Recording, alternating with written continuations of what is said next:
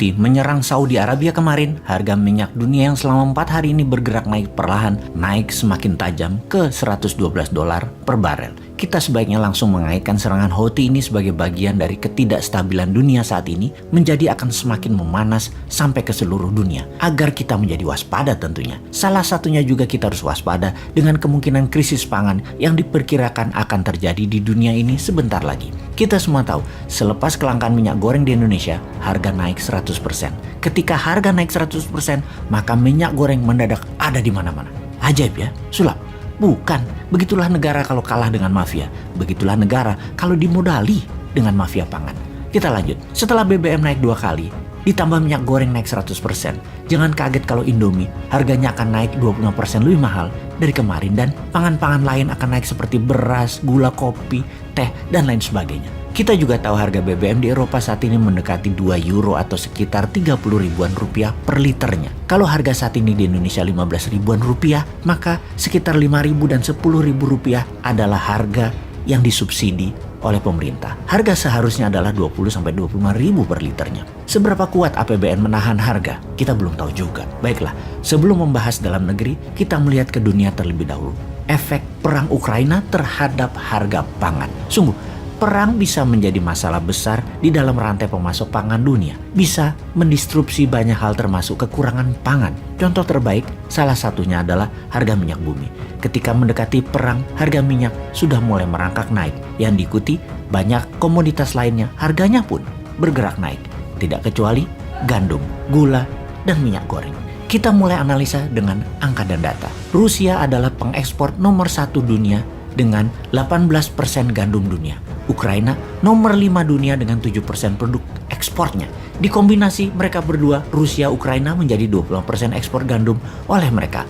Apa yang terjadi kalau rantai pangan ini terdisrupsi, kekurangan pangan dan inflasi di mana-mana, itu pasti. Dengan serangan Rusia ke 3 pelabuhan Ukraina, maka pengiriman gandum terganggu. Sehubungan dengan hal itu, Rusia melakukan penyetopan pengiriman gandum ke negara-negara ex-Soviet yang berpihak ke NATO. Bayangkan 20% suplai gandum dalam semalam hilang di pasar dunia. Pertanyaannya, negara mana yang akan terkena dampak buruknya? Mesir, Turki, Bangladesh, Nigeria, Yaman, Azerbaijan, Sudan, mereka adalah negara yang bergantung pada Rusia dan Ukraina dalam pengadaan gandum. Juga Libya, Lebanon, dan Tunisia. Lihat fakta ini. Gandum Rusia bukan dibeli oleh negara besar, tetapi oleh negara dunia ketiga, negara berkembang. Sementara gandum di negara-negara tersebut adalah makanan utama ibarat nasi di Indonesia. Mereka akan kelaparan atau dapat dipastikan akan ada kenaikan harga pangan hingga 25%. Kita lengkapi data lain lagi sejak tahun 2020 hingga sekarang. Harga gandum di dunia sudah meningkat 33% dan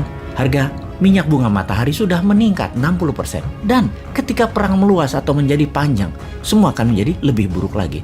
Salah satunya karena semua negara sekarang menyiapkan cadangan pangan untuk negaranya masing-masing dan ini membuat demand terhadap pangan meningkat. Kita lanjutkan lagi mengenai minyak goreng. Kita semua tahu Ukraina dan Rusia adalah negara pengekspor minyak goreng bunga matahari. Itu sebanyak 76% kebutuhan dunia. Mereka memonopoli sunflower oil dan saat ini produksinya berkurang jauh. Kita tahu bahwa di dunia ini ada minyak kelapa sawit, minyak kedelai dan lain sebagainya. Namun sunflower oil dan olive oil adalah hidangan utama di negara maju seperti Eropa dan Amerika. Penggunaannya banyak, terutama di dunia restoran, food industry, sementara suplai barang tersebut menurun tajam. Yang terakhir, kita analisa adalah harga gula yang sejak tahun 2020 sudah meningkat lebih dari 20% harganya di dunia. Memang Rusia dan Ukraina bukan top produser gula, namun gula selalu menjadi produk ikutan yang sensitif naik ketika konflik terjadi. Dan sebagai pengingat saja, hub barang-barang pangan Afrika dan Asia Barat adalah negara Mesir, di mana saat ini negara yang ambil barang tersebut melalui Mesir dibatasi karena pemerintah Mesir mulai mencadangkan untuk cadangan pangan nasional Mesir. Libya, Sudan, Nigeria, Yaman mulai marah terhadap Mesir. Kembali ke awal cerita, Houthi menyerang Saudi. Apakah kemarahan tersebut bagian dari marahnya pemberontakan Houthi? Mungkin saja. Itulah efek perang di Ukraina, di mana kita di Indonesia tidak terlibat apapun sejauh ini, namun sudah merasakan efeknya secara langsung. Juga warga Bangladesh, warga Ethiopia, Lebanon, Tunisia yang bisa kelaparan, yang akan membuat dunia semakin rawan untuk bentrok demi pangan sebagai bagian dari perang dunia ketiga. Mungkinkah itu terjadi?